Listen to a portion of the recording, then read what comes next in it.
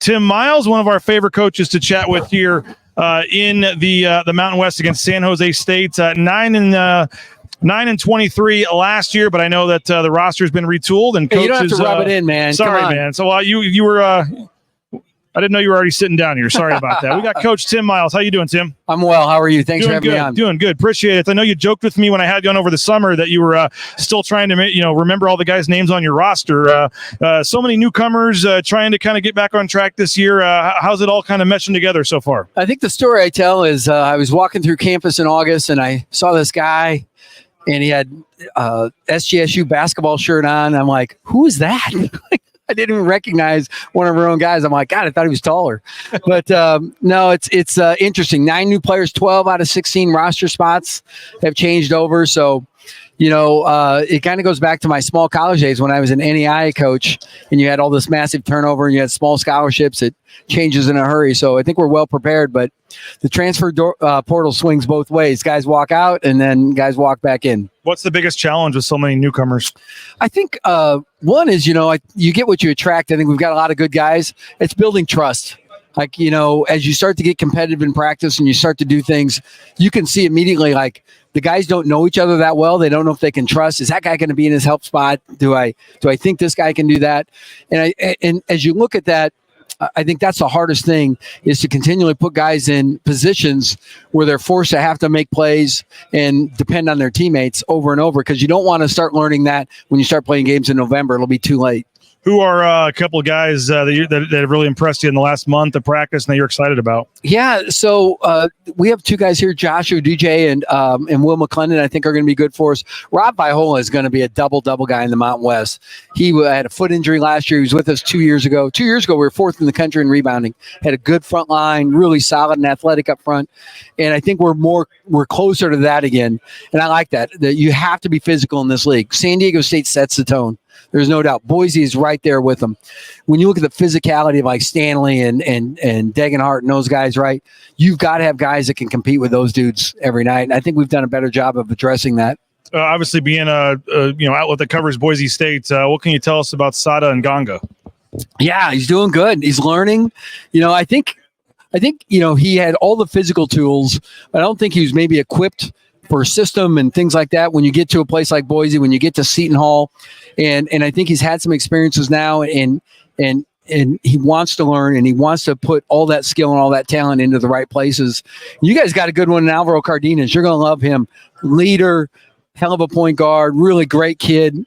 Big-time competitor, man. Will make big shots for the Broncos. I know I've asked you about him a couple of times, and it's probably hard talking about him now that he's left. But what in terms of what he brings to that team and just to any team, we see the stats. He can shoot it from the outside. He can do some things. What do you think his biggest impact on Boise State will be? Leadership. I think he comes in as, a friend of mine told me, Jim Molinari, years ago, point guards are a nationality. You just, like, when you see an Italian guy, he's an Italian guy, right? I mean, and that's why, and Alvaro is one of those point guards. He's got this certain way about him.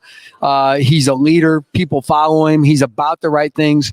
He coaches half your team. You see a mistake, and as a coach, you blow the whistle, and you go, you got to box out. Al's already there getting it done for you. And he'll be really good. The Broncos did a great job getting him, and I think he'll fit in well with those guys. I know the one game at Boise, he didn't play very well, but I don't think people realize how sick he was. Right? He probably should have been in the hospital, not in the gym. He was ill. He was really ill, and just his personality to not want to sit out though. He will not. He sat out the next game, and it's just because he couldn't even move. He was. There's something was going around because then I got it, and it was bad last year. There's no doubt that injury and illness thing is a real thing, and Al's a warrior. He's going to be great for Boise. When you hear you're going to play a Leon Rice team, maybe you don't even know who's on the roster, but when you just hear you're playing against Leon Rice, what do you expect to get? So it's funny, like when I was at CSU and he was just coming into the league from the WAC, you knew it was going to be this, undersized 4, this offense that's going to be hard to guard. And, then you got a guy like Derek Marks. It's this, so it was like hard to guard stuff. And now it's the physicality and their defense intensity is so good. When I talk to Leon, I really do think San Diego State kind of sets the tone for who you have to be in this league. They identify that you're going to be a physical team. You're going to rebound. You're going to block shots. You are going to guard. And that prevails throughout the league. If you can't match that, you can't beat them, and you got to beat the best. You got to figure out how to do that. And I think that you look at this league, and it's got a lot of. I was in the Big Ten for 7 years, and even for a while as a broadcaster for 2 more. The physicality of that league, you can see the Big Ten flavor. Dutch was in the Big Ten. I was in the Big Ten. Richard was in the Big Ten. Nico went to a Big Ten school, and and you look at what Leon's done and the way Gonzaga's built, and with that physicality and that size, that stuff matters, and that wins. Very rarely does a team get picked 8th in the preseason, and maybe you feel like that's a lot of respect for your team. I was surprised. I know you joked, but I mean 2-16 last year, and I know you like some of the pieces you have. But what do you make of the number 8 next to your name there? And 6 teams went to the tournament from this league last year. So. Yeah, well, this league has always been a good league. I'll go back to when I was at CSU again. At the end, I think we put 3, 4, 4, and then I left to go to Nebraska, and we put 5 in the tournament. I come back, it's been 4, 4, and 6. So this is a high major basketball league. I mean, in its present state, it's a high major basketball league, and it's been one that's a fun to be a part of.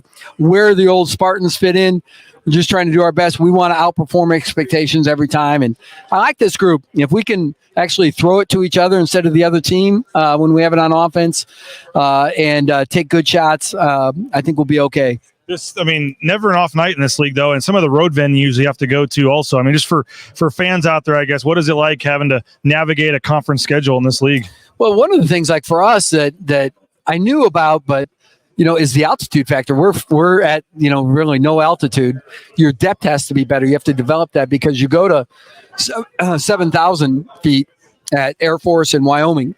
And that's a challenge in itself, And then, of course, you guys are at a little bit of altitude, CSU and New Mexico too. You really deal with that stuff. It matters. The venues are great. Fans support.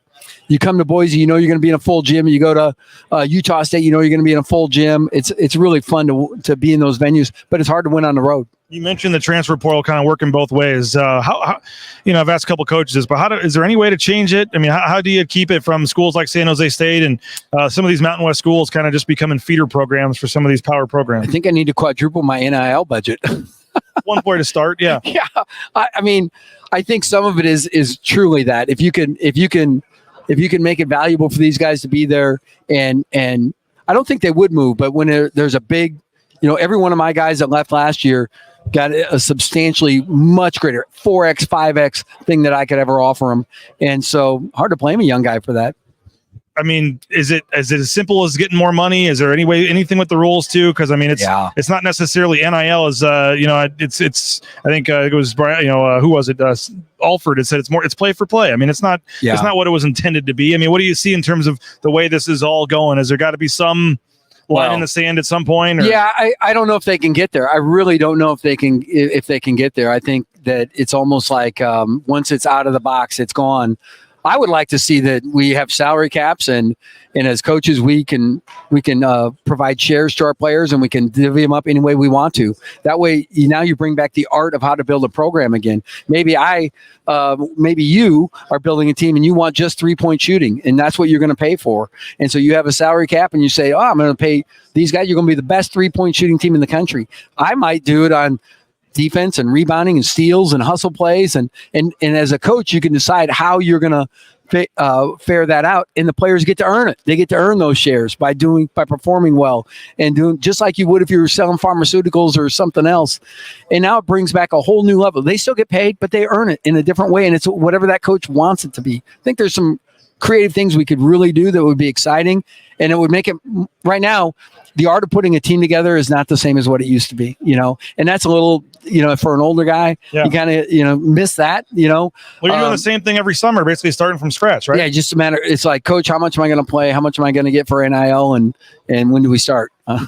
You've been around as a coach, as a broadcaster. I mean, you've seen a lot of things, different leagues, as you said. What do you just, whether it's this, whether it's realignment, all the stuff going on, just the overall kind of state of the game right now. What do you think? Yeah, I mean, I haven't checked my ticker. Did anybody join or leave the Mountain West in the last half hour? I was in Hawaii a couple days ago. I saw that. I think that's the latest. That'll be a fun trip. As you look at it, one, I'm a little bit, bummed out, obviously, that, because the Pac-12 move affects our league, affects their league, and it affects the WCC.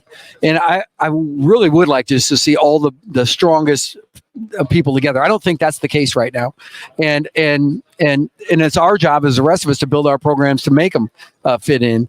But that's a little bit of a bummer. But this is a high major basketball league in its current state. It's going to stay that way for a while.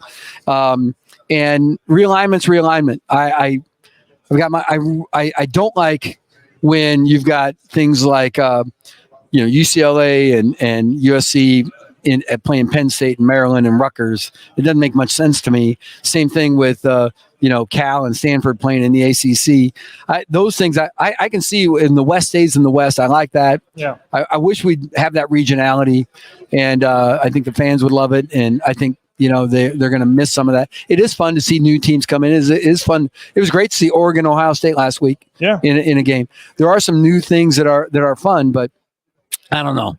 So where is San Jose State positioned in all of this in terms of facilities and money and everything? How do you guys continue to try to stay up with the Joneses? Yeah, I think all the CSU systems are fighting the same battle with the budget and appropriations from the state of California. And so those are all big challenges for us right now in this last 2 or 3 years. There's no doubt. But in terms of the way San Jose State's go, we have plans. It's a grand scheme of plans. I think it comes down to timeline when we're going to actually execute it. I think what we want to do is continue to move this program forward, and I want to do my part in basketball by putting a good team out there that's well coached, that's going to compete their tails off and going to be hard to beat, or you're going to know you played them for sure. Well, we appreciate your time as always, Tim. Always fun catching up with you. Best of luck this season. We'll see you now you were probably on board with the round robin schedule, I would assume, for San Jose State. So now we get the home and road with everybody, and we'll see you twice. Looking forward to it. Thanks, man. Appreciate it. Tim Miles, there he is, head coach at San Jose State.